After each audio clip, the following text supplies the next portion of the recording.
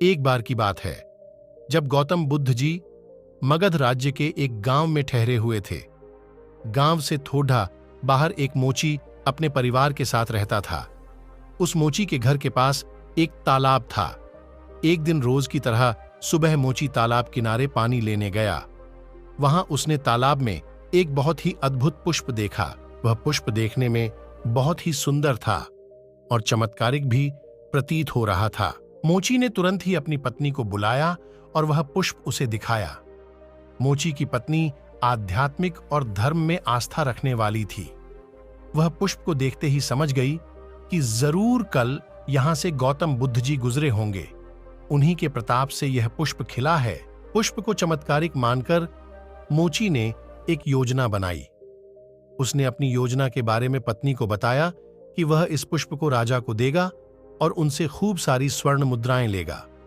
उसकी पत्नी ने भी सोचा कि यह पुष्प उनके किसी काम का नहीं है, इसे राजा को ही दे दो, कम से कम कुछ कमाई तो होगी। पत्नी की सहमति के बाद मोची राजमहल की ओर निकल गया।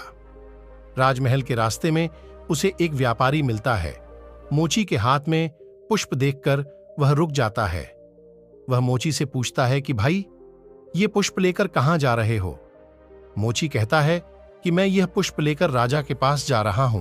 इसे राजा को भेंट करके मैं राजा से मुंह मांगा इनाम लूंगा।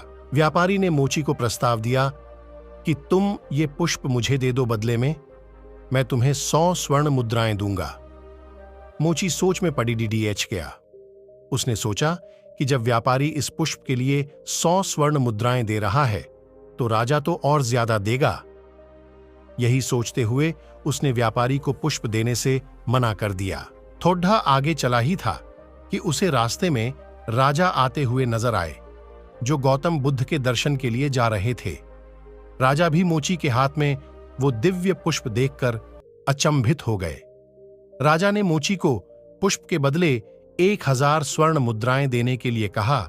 यह सुनते ही मोची के मन में एक अजीब सी चेतना आई और वह राजा को पुष्प न देकर दोधता हुआ सीधे महात्मा बुद्ध के पास जा पहुंचा।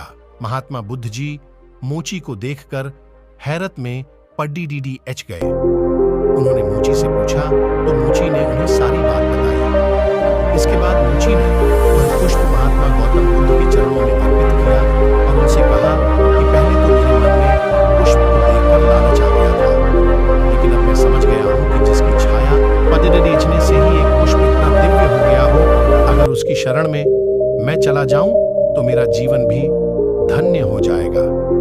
इसके बाद वह आजीवन महात्मा गौतम बुद्ध का शिष्य बनकर रहा। इस कहानी ने हमें सिखाया कि हमारी जिंदगी में हमें बहुत सी चीजें अपनी तरफ आकर्षित करती हैं, लेकिन हमें उनके लालच में न फंसकर अपने ज्ञान का प्रयोग करके जीवन में सही राह